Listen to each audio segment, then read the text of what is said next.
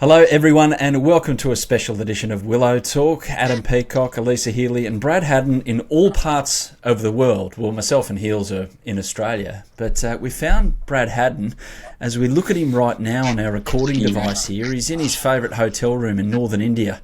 He's back again for the IPL. He's there with Punjab and he joins us on Willow Talk. It's a real pleasure, Bradley, to have you joining us today. How are you?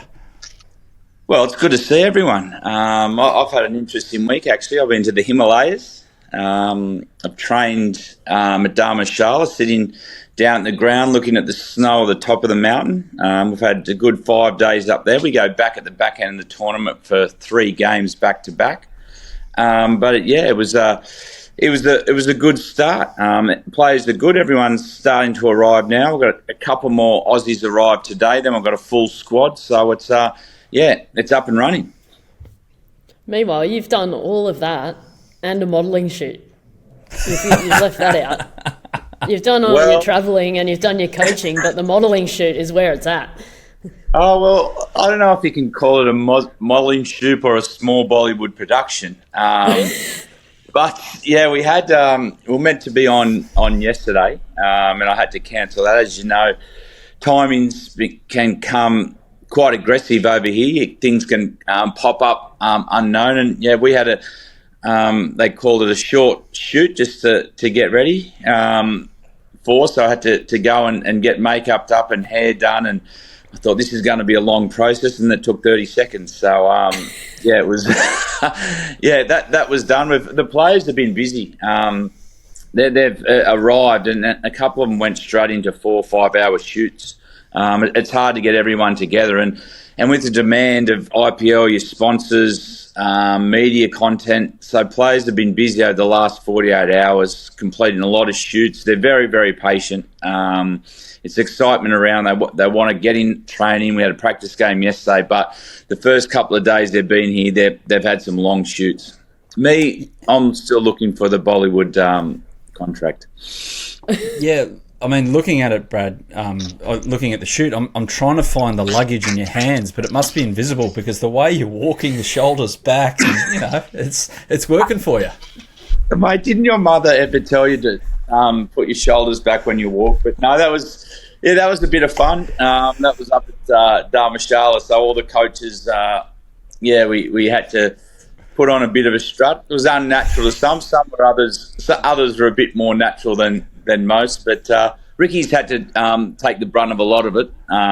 We've done a little bit, so we do get a good laugh when we see the finished product. But I didn't think you guys would pick it up as quick as you did.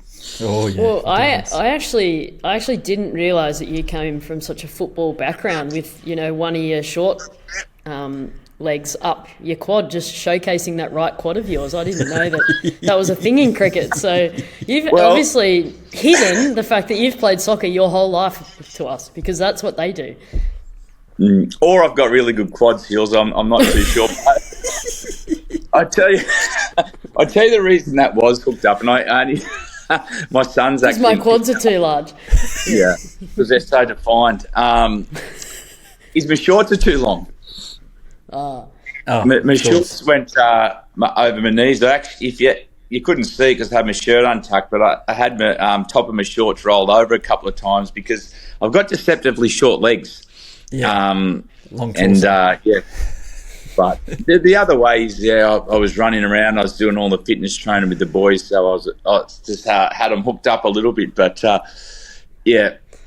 wish I had seen that, or the production crew had seen that before that went to air.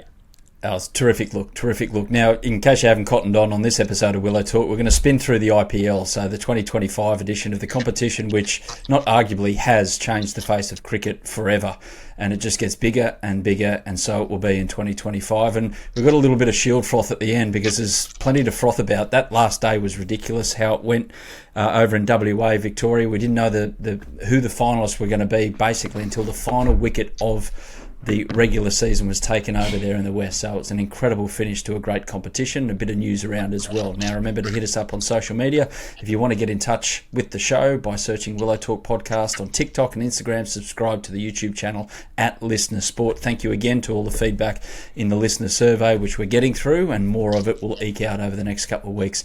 And in the meantime, you can leave us a review and follow on the Listener app, Apple Pods, or Spotify.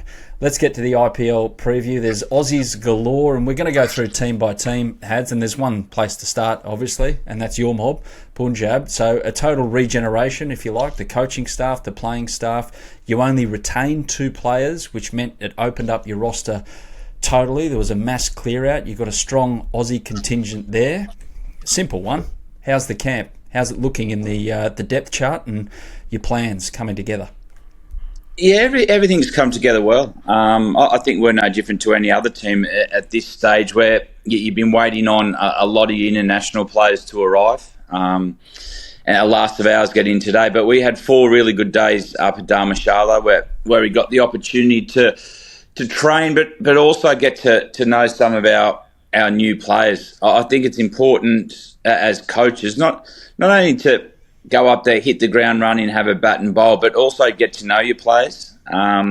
You need to find different ways to stimulate different athletes and different ways to coach them. So the best way to do that is to get to know your athlete. The 4 days up there were outstanding. We had none of our international players there. They hadn't arrived, so we got the opportunity to train the remaining of the squad.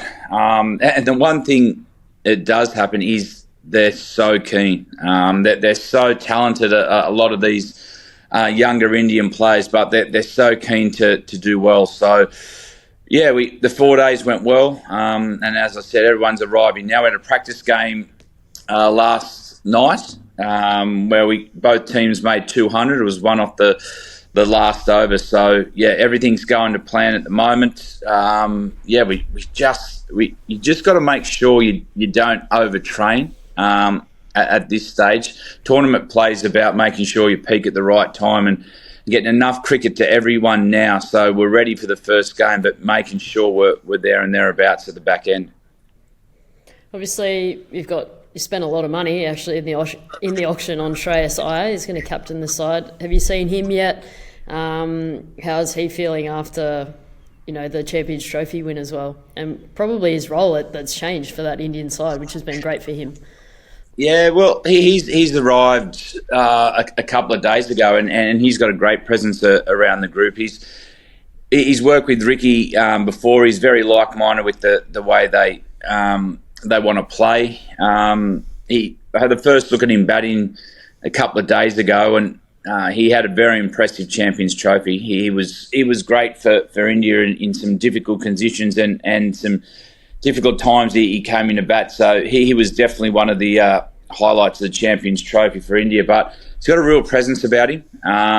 He's really good with the younger players. He gets around and he's got a good rapport with all them. And I think the one thing I noticed most is when we had the trial game, he was their best player. He went out there, he got 80, which you like to see from your senior players. A lot of time they can probably have the option to miss that game and get ready for the first game, but he wanted to be out there, and yeah, he was very impressive to score a pretty classy 80. It was good to see him up close and personal. He had Ricky Ponting. Now, obviously, you spent a lot of time with this guy, out in the middle in the heat of battle, talking tactics in the slips. What's the working relationship like as coach, assistant coach, with your role here with Punjab? Oh, mate, he's really easy to work with. I think, mate, we know Ricky's stand in the game. We've heard him on the comms at home. He's tactical now, and he's love of the game. And the one thing that stands out the most work with him is that he cares. He really cares about his players and getting the best out of everyone in the group. And the one thing he does do, he treats every person of the organisation exactly the same. And his attitude's infectious. You just have to see the way the young guys look at him, but the way he interacts with them, he's just like a friend. He's just like a friend to all of them, and they've felt comfortable with him straight away. But the biggest thing with Punter is that he cares about his players. Yeah, well, looking at your squad, you've got some depth there. You've got a lot of Australians, so you won't go far to start talking about Australian sport with some of them, some of the footy and things like that. So you've got Glenn Maxwell, Marcus Stoinis, Josh Inglis with his English accent, Aaron Hardy, Xavier Bartlett. You've got Marco Jansen as well, who's going to be fantastic for you, and you maybe get some intel ahead of the World Test Championship from Big Marco. But is it one of them that you're looking for from a big tournament, or is it one of your local players, your captain? Where do you look for? There's heaps of different ways to look at it. You say, yes, we need a lot out of our overseas players. You need those guys to have big tournaments and impact in big moments. But the thing about IPL, I've found over time, you need your Indian players playing well. And I think this year we've got a real good mix of some really young, talented players, but really explosive players that are really keen to do well. So they'll be drip fed into the team throughout the tournament. But I think the biggest thing in the lead up is they hit a lot of cricket balls. They work hard on their game, but it's about how you gel as a team, how you get those little standards and those little things in the game that are really important to get them to combine together. And the one thing we've found is their willingness to get better. That they've turned up every day, and we've asked them to get better every day. And that's not just individually, but as a team, and making sure we're doing all those things around the hotel or at the ground where we are, just to get to know each other, how they work and how they feel under pressure. So when you get in those big moments, you know your teammates. So it's not just all about hitting balls. So yeah, they're ready to go. There's some pretty special kids in there. You'll see that as the tournament goes on, but you'll see a really explosive side. Yeah. Well, what we do want to see, though, is one or two of them on social media with some Willow Talk hats. Did you take any over with you? Man, I think I've handed all the Willow Talk hats out. I think they're gone. I'll send some more. No, I'll get some more over to you. The amount of feedback we get from the Indian community, and that was your opportunity to take the hats over there and spread the love. Brad. Yeah, I'll get them sent over. There's a couple. I tell you that a few have asked about it. One of our players said that we were quite funny. Okay, well, get him on to try and prove it. So yeah, he said he'd come on. He said he'd come on. Shishak, it was. Okay, cool. Yeah, we'll have him on for sure. Yeah. Absolutely, no doubt. Looking forward to seeing how you go, and can Punjab get over that line? There's only a couple of IPL franchises yet to end the tournament with a big smile and a trophy, so Punjab being one of them, it'd be a lovely way to break it and have that Australian influence there as well. Kolkata, so they're one of the more successful franchises in IPL history. 2024, they won it, of course, but Salt, Stark, Shreyas Iyer, gone from the squad. What do you reckon here, Heels? Obviously, you're not heading now to Kolkata to go and watch Mitch play some cricket. We'll get to Delhi in a moment, but they were so good last year. Can they repeat with that roster turnover? Yeah, it'll actually be interesting to see how they go. Obviously, the whole retention policy didn't really help them, especially after you come off such a big year, winning, doing so well, and having the team do really well. How do you hold that together? You couldn't really, so... obviously didn't retain Mitch, didn't retain Shreyas Iyer, but spent a lot of money on Venkatesh Iyer, who opened the batting for them and had a really good year last year, and obviously Chakravarti, who came in and had a really nice year as well, and then went on and played really well for India in the Champions Trophy as well, and sort of went that whole next level since then. So they've kind of banked on some of their local players and hoping they can get the job done that way, and obviously having the likes of Spencer Johnson come in, not to replace Mitch. I don't think that's the way you look at it. It's an addition to that side, and to swing the ball early, and hopefully bowl some death overs for them as well. It'll be interesting to see how they go backing up, but with a lot of change to that side, they're going to have to gel really, really quickly. Hey, Hads, just on Chakravarti, so with a play like him, he was great in the Champions Trophy, but last year in the IPL, it was the highest run average per innings ever. And it keeps on going like that. It's on a natural progression up. I don't know how this year's going to roll, but they're going to have the impact sub again. Is a player like Chakravarti going to have that kind of impact, or is it too hard for his style of bowler in the IPL? No, well, he's one of the talked about players in your team meeting. The mystery spin over here is a huge factor, especially out of malls. So when you get the international players come in, who sometimes you can pick a matchup where they haven't seen someone like Chakravarti bowl. So you see a lot of captains, whether an international comes in and you can see a quick bowling change just for that matchup because it's so different. You also, with the teams, and Heel said it right, there's a huge turnover of staff or players in a lot of these teams. Calcutta probably got hit most by the auction as well because they won it last year. They've lost a lot of their strike, but yeah, they'll still be highly competitive. It'll be interesting to see how they go. They've got a new captain who, from what I've seen, controls the team really well. He's got a really positive mindset around his players, so that'll be something that I'll have to look into. Let's get to Chennai, and there's only one bloke you really think of when you speak Chennai, and that's their coach, Stephen Fleming, the Kiwi. No, MS Dhoni.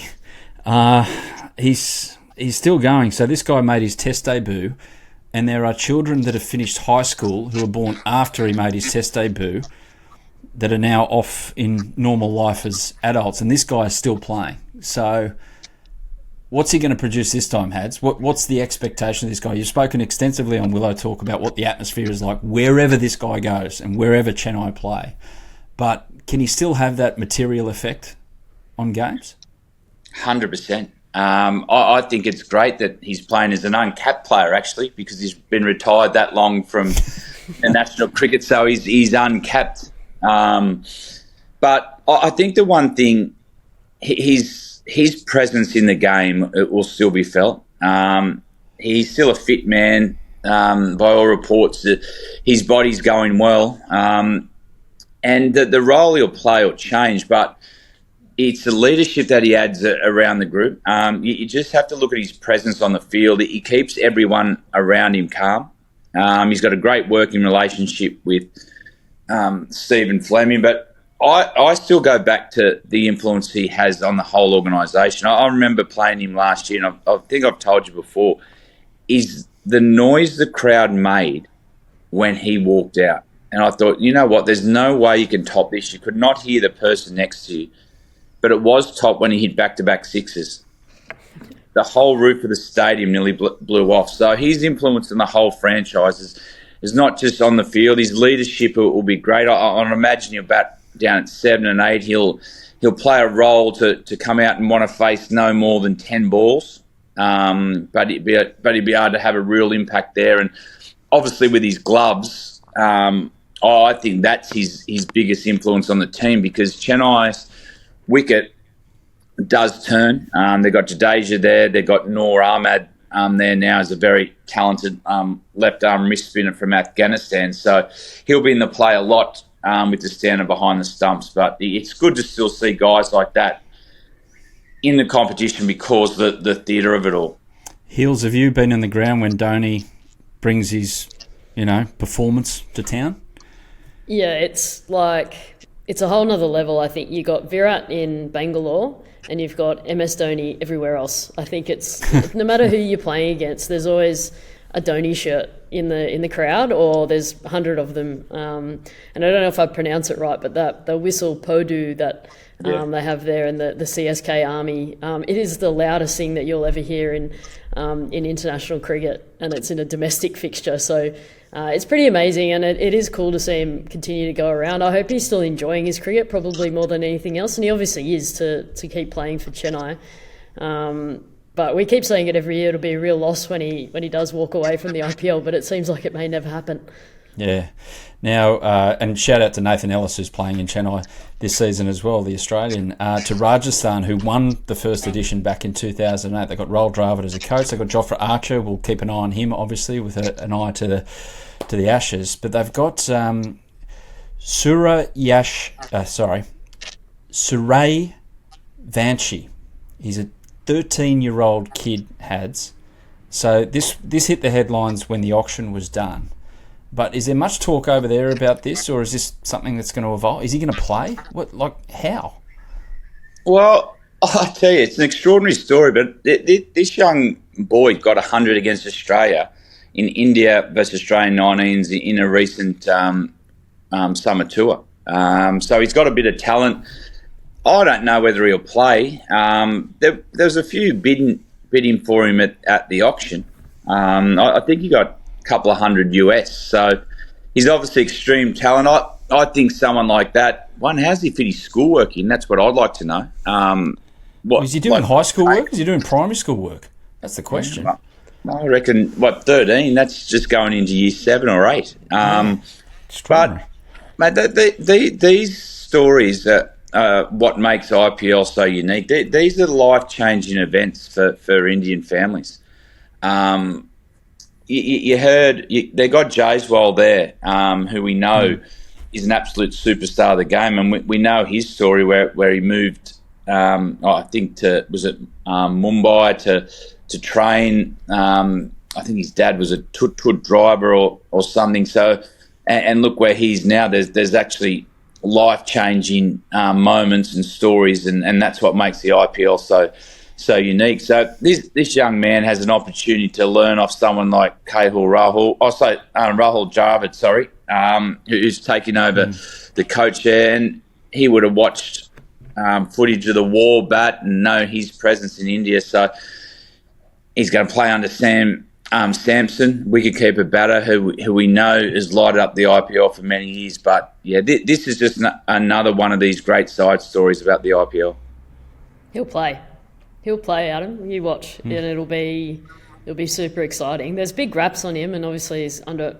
I don't think he's necessarily under a lot of pressure, but there'll be a lot of talk about him. And as we know, throughout the young players coming through the Indian system, they can burn out really quickly. I mean, Prithvi Shaw is like a prime example to me, where he was the next big thing and sort of dwindled away from that setup. So it'll be interesting to see his career develop, but how exciting to have a 13-year-old potentially competing against some of the best cricketers in the world. I think it's awesome.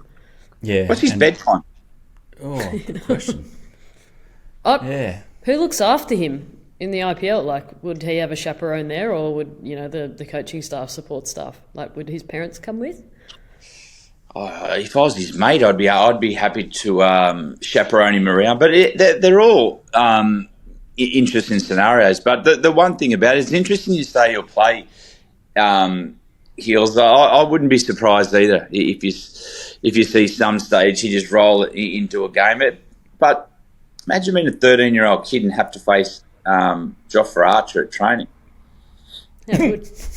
Actually, I do have a funny one though, in that just from experience over the last summer with Kiva Bray in the Sixers side, obviously being a 15-year-old, obviously had her mum travelling around with her, helping her out. But what I didn't realise is that Kiva's mum was on our WhatsApp group chat. So I wonder if his guardian might be on the WhatsApp group chat to let him know that, training's at 10 a.m. tomorrow, we're leaving at 9, you need to wear this, you need to wear that. So I wonder if that's taking place, or if he's self-sufficient. Or I meet you at the bar at 7. Yeah. Does that clean the group chat up a bit? Yeah. Like it just diverts what could be said away from what might be said. Well, maybe, because I shot myself in the foot a little bit, and I had sledged Kiva about something, and then somebody reacted to the chat, and I looked at it. It was Kim Bray. It was Kiva's mum, and I went, "Oh God, I'm just a 15-year-old in our group chat, and her mum's going to get into me about it." So, anyway, we'll find out. That's not sledging. That's bullying. Yeah, that's HR. I'm glad the real side of Healy's starting to come out, Adam. Yeah. People and culture, straight too. You know what? I think all I said was go back to school. So I was right. So we'll see how Rajasthan go with a 13-year-old. Brings the average age down a little bit. RCB, so some big names here. Josh Hazlewood, he was the top price for an Australian who went to auction. Obviously, Pat Cummins has a higher price, but Joshy nudged over the 2 million mark at the auction, so he'll be there despite his injury worries. Only 3 retained for RCB Hads, including, of course, Virat Kohli. No one lets Virat Kohli go, and he's the highest run scorer of all time in the IPL with over 8,000 runs. Is he the greatest player in the history of the IPL, Virat? Or is that an unfair question? Oh, he's in the conversation with Dhoni and Tendulkar. He's the leading run scorer in the whole competition. I tell you, they've picked a very powerful team. They've got a guy who kept here at Punjab last year, Jitesh Sharma. He's very, very powerful. They've got Tim David. They've got Liam Livingston. They've gone for a really powerful batting lineup, and I think that'll complement the role that Virat Kohli plays. He opens the innings and he can bat like deep into the overs, and he's one guy that can control the tempo of the game, but he's got guys around him that can they can go from ball one. They got Bethel as well, the left-hand class batter from England. So they're put together a really aggressive batting lineup that I think will complement Virat Kohli. RCB is such an interesting one, and I love the franchise, and I have, since the very beginning, being at that first game in Bangalore. But they do this every year. They're like Carlton. They have one of the best lists going around. They got this youth exuberance. They got the power, whatever it might be, that you just spoke about, and they let you down every year. So it'd be interesting to see how they actually go. I think this is Josh's maybe second, third year at the club. Hasn't actually played at Chinnaswamy Stadium, doesn't bowl there. And it's like one of the smallest grounds in India, one of the flattest tracks. So knowing that he is on that much money, he's probably going to have to start playing at Chinnaswamy, which will be really interesting to see how he goes. So, yeah, I agree with Hads. They got a lot of power, but it's how they utilise it at the right times, and getting themselves over the line in a final is going to be a test of how that side really is. Let's go to Mumbai. So 5-time finalists and perennial headline makers. Put it that way. It's the centrepiece of the soap opera that can be the IPL sometimes. And you look at it once again, and on their list they've got 3 potential captains who, in their own right, could be captain. Hardik Pandya, Rohit Sharma, Jasprit Bumrah. Now, Bumrah's got his injury worries. Pandya's actually banned for the first game for a slow over rate from last year. So Sky Yadav's actually going to captain Mumbai to start things. I don't know how it's all going to spin out. But Hads, we spoke exactly 12 months ago, and all the talk was around the soap opera around Mumbai. Going in, is it the same scenario, or are they a bit more settled? Well, first and foremost, Mumbai and Chennai are the 2 glamour clubs of the competition. And the one thing Mumbai have all the time is really good local players. They retain their top local players in the auction. But the big move for me this year with them is actually their coach. Joe Warden has had a lot of success at Mumbai. He's won titles there. He took up a different role, I think, as the global head of the franchise with all their different franchises around the globe. But this year he's come back to head coach, and I think a bit of that reason is to put that calming influence on the change room, with a lot going on last year with the change of captain and a change of the way they'll lead. I think Mahela will play a big role in making sure everyone's on the same page, and they always have the best talent that they have for a long time. They've got the best Indian talent there for some time. You just mentioned the 3 there, the names with the captaincy. So they'll be there and thereabouts again. But I think Mahela, he'll be the one that'll come in and try to give a more consistent view on what happens in and around the team. They'll be good. They'll be good? They'll be good. They'll win it. They should win it. What? Yeah. Punjab, no chance. Mumbai, high chance. Oh, my gosh. Mumbai Delhi final. I've called it. Oh, Hads. At least you'll be back sooner. You'll come third, don't worry. No, we won't. Yeah, I'm not going to say anything. Because all your predictions have gone so well this year, I'd keep your mouth shut. Mate, I've been very good with predictions, actually. Hey, Hads, is Bumrah going to play? What's the word over there? Well, I read something the other day that he's not playing in the first couple of games. First thing I looked at is, did we play them? to be honest, in those games. So, yeah, that's an interesting one. That what I've seen on the news, it was only he's going to miss it the first couple, then he was going to be right. But yeah, I think that story's let's just wait and see where that unfolds. Yeah. We want him in the competition. We know the star power he has, but let's just wait and see how that develops. Yeah, because he was going to be right for some of the white ball games against England, then they pushed that back. He's going to be right for the Champions Trophy, they pushed that back. He's going to be right for the third, fourth game of the IPL. Let's wait and see. Don't hang your hat on exactly when Jasprit Bumrah will be back. Hopefully he'll be back, and more inclined to think that hopefully he'll be back for the England Test Tour mid-year, Heels. Well, I just want to back up my comments about Mumbai winning and the reasoning why, and it's not a crack at Hads. It's the Mumbai Indians girls won, and it'd be a great opportunity for someone to do the double for the first time. Yeah. Obviously, RCB winning last year, the boys couldn't get over the line, so Mumbai to do the double. Thumbs up from Heels. Yeah. Punjab don't have a team, Hads. I can't support them. Yeah, there you go. Sunrisers, Hyderabad. So they won back in 2016. They were dynamic last year, obviously. They had 3 of the top 4 scores last season in the highest ever scoring IPL, which led to the name Run Risers. Dan Vittori's there. Pat Cummins is back as a captain. He's had to take a 12% pay cut. I think he'll be okay, Pat. Thoughts with him. But Travis Head, Hads, is he going to be the impact sub again? And he's got the best job in the world. He just goes out there and just tries to flog the bowling. Yeah, well, it's good to see Pat back playing cricket. We haven't seen him for a time, so it'll be good to see him back. But they've got a strong top order. You've got young Abhishek and Travis Head. They average 50 as an opening partnership at a good clip. But they've added a bit more power. They've got Ishan Kishan, who will come in at, I'd imagine, around number 3. He was at Mumbai. He plays a similar role to Travis Head. Best name in cricket. Yeah, they got Reddy as well. We've seen a bit of him this summer.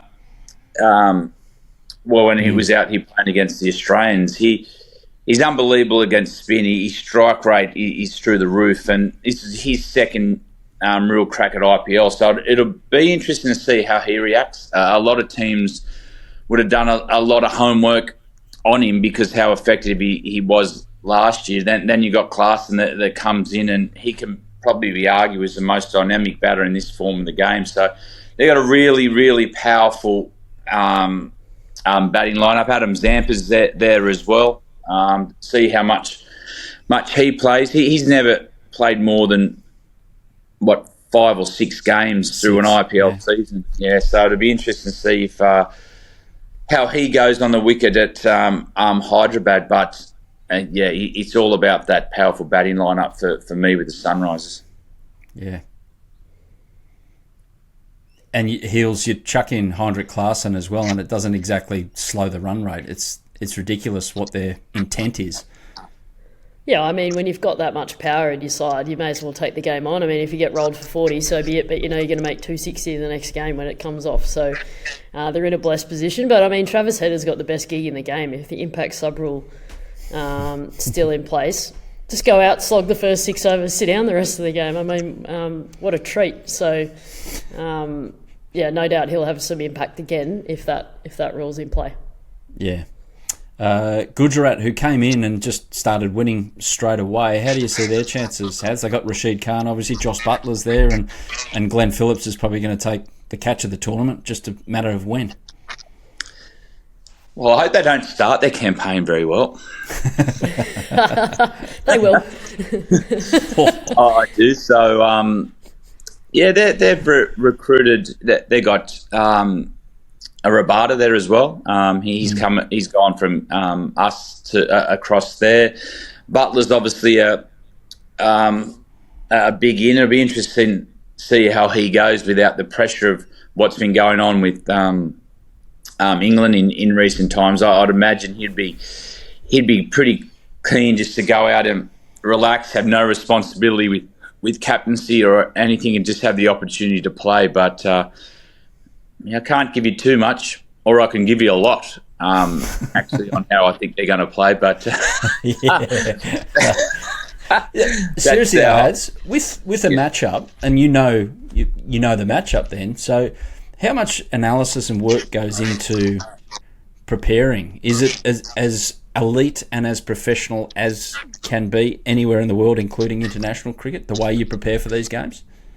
Yeah, it sometimes can be more in depth. Actually, so there's a big part of 2020 cricket is matchups. Do they match up well to left arm spin? Do you need to play a leggy this game? Is there moments in the game where you can find maybe a moment where you can take the game on for 4 overs if you can see some pattern in the way teams play. So yeah, a lot of that's done. Analysts. There's a couple that we have who prepare that really well. So you take what you need and you give as much as you can to the players without overcomplicating their thought process. But going back to what I said at the start, that we went in Dharmashala, but that's about knowing your players as well. You can't, and he also know this better than anyone, being a captain. You sometimes can't give some players too much information, and you still want them to play what's in front of them. But there are little moments that you can make the life easier for your team with how much analytics goes into it. Heels? Yeah, you're right. I think you probably... Yeah, you're right. You do have to know your players and go, okay, well, what do they need? Is it just clarity at the top of their mark? Is it clarity when they walk out to bat exactly what their role is? Or is it an overload of information that they need to think it through and process? So, it'll be interesting. Another way to look at the analytics sometimes is you can get your analysts to analyse what the opposition from all the stats you have would do to you. And that's another way to look at analytics. Yes, we look, okay, this is a matchup here, will be good. But there's enough information now to say, okay, this is what I think they would approach us. This is how they will go. And it can sometimes give you a really clear picture on how the game's going to be played. But the other thing about all this as well is they're all new teams now. We've had a new auction. So, teams will match up a bit different than they have. Sorry, go Heels. Yeah, sorry, Adam. No, I'd second that. We've gone a little off track here, but with the whole analytics, sometimes you're actually better off looking at yourself and what you're doing well, what the areas that you're not doing well compared to some other teams. And like Had says, like teams might try and target that. For instance, you might be really powerful in the first 6 overs with the bat, but actually might be lacking between overs 10 and 14 or 10 and 15, and that's when the opposition know that if they can peg you back in the first little bit, come in, take wickets in that middle period, they can really drag your score down at the back end. So being across that on your own team, I think, is just as important as doing the opposition stuff. Self-reflection. The other thing about analytics, Heels, and I don't know how much you look into it as well, but say you might have a batter like, I don't know, let's say Butler, for example. I'm just picking out names, and you look at their wagon wheel and they score a lot behind point, for example. But that could also be like their boundary percentage low there. But that could also be that teams are bowling a lot wider to them now and getting them off strike. Mm-hmm. So you can look at stats and analytics the way you want, and he might know that now, and he might change his position on his the way he sets up, move across to counteract that. So yes, it's a big part of the game, but the big thing I like in players is, I know this sounds silly, but is real cricketers that play a bit what's in front of them and then can recognise moments out there where they see the game and they're not afraid to take the game on then and there. So as to answer that question back at, yes, there's a lot of analytics and things, but it's still about, the game is about making sure you've coached the guys to have confidence enough in that moment to express themselves. Let's go to luck now. Couldn't help myself. Justin Langer coach. Rishabh Pant is the captain. He was the top price at the auction. He was the one that created the biggest and most lucrative bidding war. Mitch Marsh is going over, but he can only bat. That got Nicholas Pooran. We've seen what Nicholas Pooran can do in T20 cricket. Where does it sit for luck now with Pant as the captain, Hads? One of the most likeable guys going around. Well, I hope they don't play very well in their second game.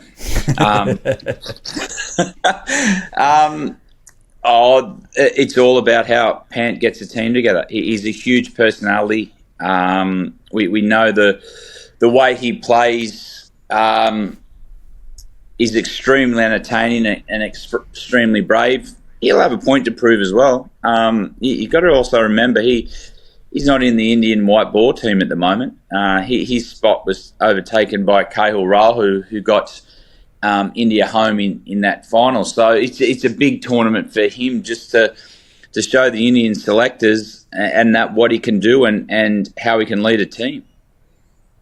I tell you what, I can't wait to watch that dynamic. The Langer-Pant dynamic, I think, is going to be one to probably keep your eyes on right throughout this IPL. We know traditionally what JL's like. He's passionate. Intense is a word that gets used, but he's really passionate and he wants the team to do well and he wants the players individually to do well as well. But you just mentioned it before, Pant is one of the most likeable, laid-back characters probably in the IPL.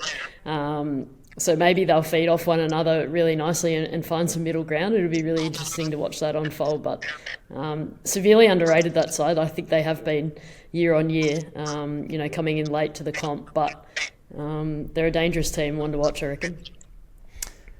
Let's get to Delhi, shall we? Arguably the biggest underachievers in the history of IPL cricket. So they went out and got Mitch Starc. Bad signings. What's that? Bad signings. So are you talking about the husband of one of our co-hosts here, Bradley, or are you talking about someone else? How's Mitch enjoying it, Heels? Well, funnily enough, I was given all the intel pre-auction that he was going to Punjab, but obviously that was all fluff. So he's hated that franchise. Fluff would be coming out of somebody else's mouth in this panel. But yeah, he's enjoying it. It's been a whirlwind. I think a couple of days for him, landing in there maybe yesterday morning straight into a practice game / training session and then straight to Mumbai for a shoot. So it's very, very IPL. Very marquee players where you just got to go do everything and be ready to go. But yeah, it seems like he's fitting in nicely in their new pink outfits and hopefully he can go well. But yeah, hopefully get a title. I don't think they're the worst underachieving team. I mean, you look at them and RCB, you think surely one of them has got a title. So they're well and truly due. Hads, Mitch's addition, in all seriousness, what does it do for Delhi? And couple it with another Australian there in Jake Fraser-McGurk. I think one with Mitch, you've got the marquee bowler in this competition. He won the competition with KKR last year. He stepped up when he needed to in the finals, and I think that's what they need. That you need a strike bowler there at times at Delhi that can take the wicket out of the equation, and that's the one thing Starkey does. But the one I think we're all looking forward to seeing is Jake Fraser-McGurk. Mate, he was, for a month period over here, he was the best player in the IPL. The things he was doing, he was striking at around 300. So he's had an indifferent summer. I think it's been a good one because I think he's learned a lot about his game, and that's all you want from someone at that age.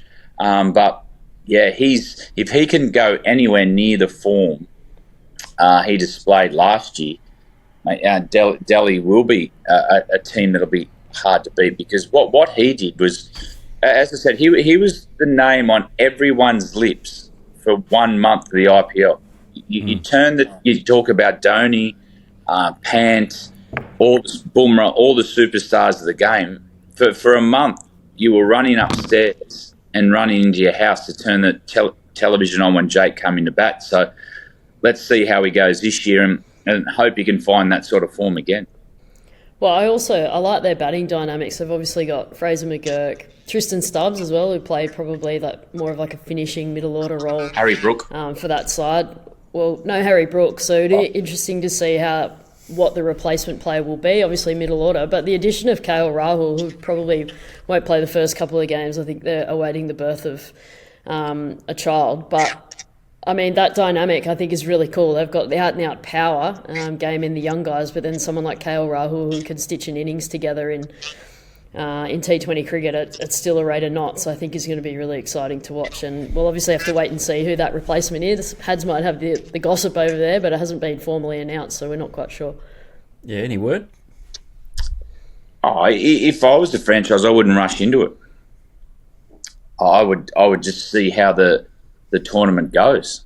See what they need. There's a few good players sitting on the pine around the world that could come in. But just see what they need after a couple of rounds, and then they've got the option. They've got enough experience there to cover. You got Faf du Plessis there as well. He can play multiple roles, I think, as well. We've seen the success of him up the top of the order, but he could easily slot in at 4 and 5 and control the tempo of the game and allow guys like Axel Patel and Stubbs to play more attacking games. So, yeah, I'll just wait and see how the first couple of games pan out.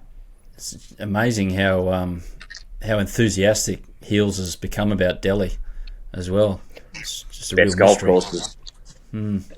Yeah. I'm off contract, I think, so looking for a new team next year. I'll have to put the good word in. There you go. The line has been cast with a nice little right out into the Indian Ocean there, so we'll see what comes back on that one. A quick little drinks break, back in a sec with our IPL predictions and a bit of Shield froth. Guys, some IPL predictions. We've been through the team, so the most exciting player, had start with you at the 2025 IPL, is going to be? Prav Singh. Okay. Heels, got one? Rishabh Pant. The best Australian player at the IPL this year is going to be, Has? He's going to be Josh Inglis. Biased. Heels? Jake Fraser McGurk. Half biased. Could have said Mitch Stark, but went with a teammate, so fair. The breakthrough player from the IPL is going to be? The breakthrough player will be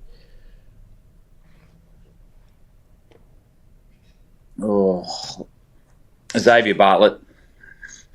Biased. I don't know how all these blokes are playing for Punjab. I'm not sure. Nathan Ellis, I reckon. I know he's not really a breakthrough, but I think it'll be a big one for him at Chennai. And the team that's going to win the IPL this year is?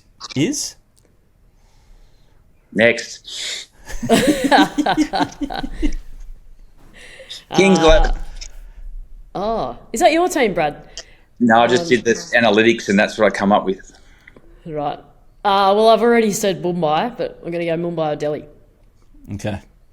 I'll ignore both of your heavily biased opinions. I'll go Sunrisers. There you go. Travis Head to just sit on the pine and just walk out when he wants to and slap 50 off 20 and that's his night done. So, yeah. Travis Head to be the player of the tournament. But it is a great tournament, Hads. You've got a bail right now. Just from you, quick perspective, Shield final, South Australia, Queensland. You gutted that New South Wales aren't there? I think New South Wales should be gutted. They've had that. All they had to do was they've done it in the one-day final, and now they've done it in the Shield. They had to beat the bottom-placed Tasmania team that they had their Australian players back, and they put in a display like that. So they should be gutted. But I hope South Australia. I hope my mate Ryan Harris, all that he's done down there, and the way he's changed the way they play and their attitude. I think it would be fitting that they win the double. Bradley, we'll let you go because you've got an IPL commitment to go to. I do. So, Heels, I had to get that one in before Hads bailed, his little take on New South Wales. But, yeah, Queensland will travel back to South Australia to take on South Australia at Adelaide Oval. No, Karen Rolton Oval on March 26th. So, next Wednesday this game starts. I mean, South Australia have to be huge favourites, given what happened in that last one and all this talk about Usman Khawaja and his looks like a fallout with Queensland cricket. I don't know what the real story is there. It'll come out in the next couple of days or weeks, months, whatever. But yeah, South Australia, it's hard to see them being able to put themselves in a better position going into a home final. Yeah, I mean, you're right. I think they would have loved to have played at Adelaide Oval, but Karen Knowlton just down the road. Hopefully the fans will still roll in there and give them support to try and win the double. I think it's been a fantastic year for them and Ryan Harris, and hopefully they can get the job done next Wednesday, not next Wednesday, over the course of a couple of days, hopefully. But yeah, I think with the draw there against Queensland this last week, it'll be a little bit up in the air as to what the conditions are going to be like. We know traditionally it's a bit of a road and can sort of dwindle out that way. So maybe they might prepare something a little bit more spicy and bring the contest a little bit earlier in the game and then see how it pans out at the back end. But yeah, I think South Australia's everyone's second team at the moment, so I think there's a lot of people rooting for them, and I think probably some of the narrative around the Queensland team over the last little bit will be interesting to see how that sort of pans out over the next week. I can't see them producing anything with spice in the wicket, given how their batters are going at the moment, Heels. Like, why would you take that risk and just back your batting lineup the way things are going? Alex Carey, Jake Lehman, all those guys at one point have contributed this season. Well, I mean, I probably say that because I don't actually know what happens if it's a draw. I assume South Australia win the comp. Yeah, well, the draw, they changed it a few years ago. Now it's based on, do you know how they do the points now with the first innings points and the threshold of 100 overs, wickets, runs, all of those things? So it comes down to that. Like, if it's 600 plays 500, it's basically who does the better job in the first 100 overs of that first innings gets the shield. So they've taken away that, we're just going to produce a block of concrete and get to 5 for 800 and declare on day 3. And that's the end of the section. So, yeah, it's a little bit more advantageous for the away side than previous, but still South Australia in box seat. But that last round was incredible. I was watching that WA Victoria, the end of it, and Cooper Connolly nearly pulled out something pretty special. Corey Rocchiccioli was there at the end after taking 8 wickets. Victoria essentially didn't have much to play for, but in the end, WA couldn't quite get it done. New South Wales, as Hads alluded to, let go of their own opportunity when it was in their hands. WA ended up finishing last, even though on that last day they could have made the final. So that's how ridiculous it was. It's a fantastic finish. So hopefully we'll get a good final to back up what happened. Well, I think that was the coolest part of the Shield. You probably look at it, I still don't understand the point system. You just read that out to me and I still don't get it. So let's hope there's just a flat out result and we don't have to discover who did the better in the first 100 overs. But yep, that's exactly what you want from your domestic comps, right? You want it to come down to the wire. That last day was ever important. And yeah, for WA to almost make the final but then finish last in the Shield comp, it just shows, I guess the quality of it and how entertaining it's been. So you're right. Let's hope that Karen Rolton Oval produces a game that it's going to be memorable. Hopefully for the South Australians, but for the fans in general as well.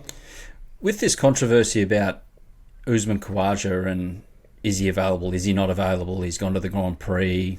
He says, I'm available for one. I need to refresh and get ready for next summer and the World Test Championship.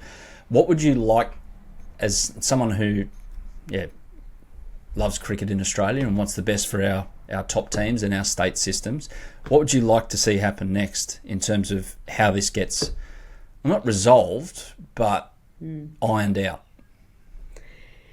Well, I'm not sure. It's a really interesting one because if you ask me as a player, there's a little bit of a part of me that would go, I don't want to play, only because I haven't been there the whole year. The boys have almost got us to this point. In my case, the girls have got us to this point. I want to let them go out there and do the job. There's no guarantee that I'm going to go out there and help anyway. So is there an opportunity for me to say, no, you guys go out there, get the job done?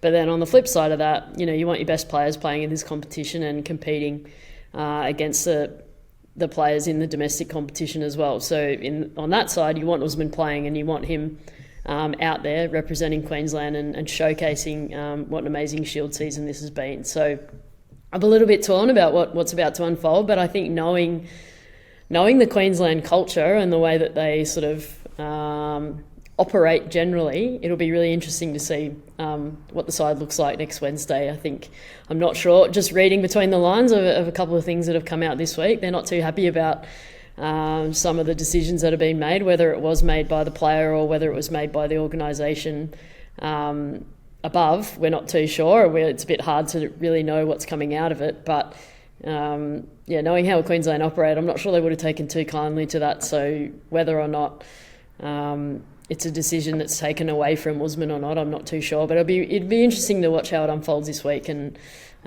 see how much it does affect the squad. And the big thing is looking further at, I'm looking to next September when I think there'll be about 4 Shield games before the start of the Ashes, and presuming that Uzi is still very much in contention and holds his spot in the Test team, where does he get his red ball cricket in before what will be a rather important series? So that to me is the bigger play, not so much about next week. It's about, well, if he has a falling out or a difference of opinion with Queensland, where does he lob to try and get a game? That's critical, surely. Well, yeah, but I wonder if Queensland see that bigger picture as well, though, in going, okay, well, we don't want to burn bridges. We do want him around our squad. We want him training, during the pre-season with our group and getting them ready for a Shield season, knowing that he will be available potentially for those 4 games leading in. That's a great way to set up your season with one of the best players that's, top order bats in the country. Setting up your Shield season in the first 4 games could be really crucial for that side. So, yeah, a few conversations to play out this week and how they're going to approach it. But look, at the end of the day, we want our best players playing, and whatever it looks like hasn't been great, but I'd love to see him out there opening the batting for Queensland.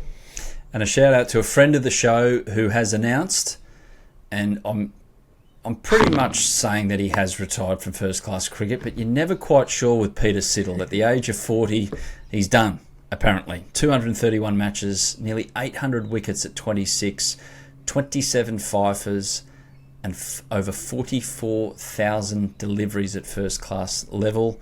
When I mention Peter Siddle, Alyssa Healy thinks what? Oh, Peter Siddle's got a hat-trick on his birthday. I mean, I think that's what everyone's going to remember forever. But, what a journeyman. I mean, to play as much domestic cricket as what he did alongside playing for Australia and having the success he did at international level is truly remarkable. And I think we'll remember how many bananas he ate every single day to keep his body right and get out there on the field to be able to do that. So, it's sort of a sad day to see him hanging up his boots, but at the same time, I've got no doubt that he'll hang around the game of cricket and contribute. I know I was with him doing our level 3 high performance coaching earlier this year, so he's got a real passion for the game and wants to stay involved. So I'm sure we'll see him around the traps, imparting his wisdom upon the next generation, which is going to be really cool. And if he is done, he can say that he took a wicket with his last ever ball in first class cricket, the last of the 44,241 that he sent down. So not bad.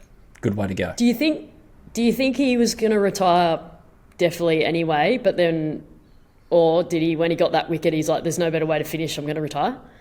Do we know that? Have we got that story yet? I'm not convinced he's retired. I just get the feeling with a guy like that, you see them in all kinds of sports, they just can't help themselves. He said this year that he was done BBL when it was finished. He's coming back again, I think. I think he's getting involved again. So, yeah. Old habits. I think people like that. I think fate. I think at that point in time, fate plays a role. And if you've got the last wicket of the Shield season and you're contemplating retirement, retire. Just go, because I'm not sure it's going to get any better than that. How do you want to retire? What do you want from your last delivery in cricket when it comes? The winning runs. That'd be nice. A shot in mind? I could go to be more specific, but it might give away my retirement date. But a cover drive or a lofted cover drive to hit the winning runs for Australia. Yeah, that'd be a good way to go out. Geez, you nearly told me where and when it's going to be, but we'll kind of leave that hanging in the breeze, I think. Heels. Hanging in the breeze. Thank you for that. Have an enjoyable weekend. I forgot to mention to Bradley about Manly and Canberra playing this weekend. I'm sure he's going to watch it over there in India. My footy team, his footy team. So, yeah, I'll have to think of something for him and put it on the group chat. That's us for Willow Talk. Heels, thank you for that. We'll catch you next week at some point. Yeah, I'll be in. Can't Cool. wait. Excellent. Thanks, everyone. Hope you enjoyed that episode. A full IPL preview. We'll be back next week with more Willow Talk. Yeah, thanks for watching the Willow Talk podcast on YouTube. Don't forget to hit the subscribe button so you don't have to miss an episode wherever you are. And while you're at it, check out these videos up here. They're mostly good.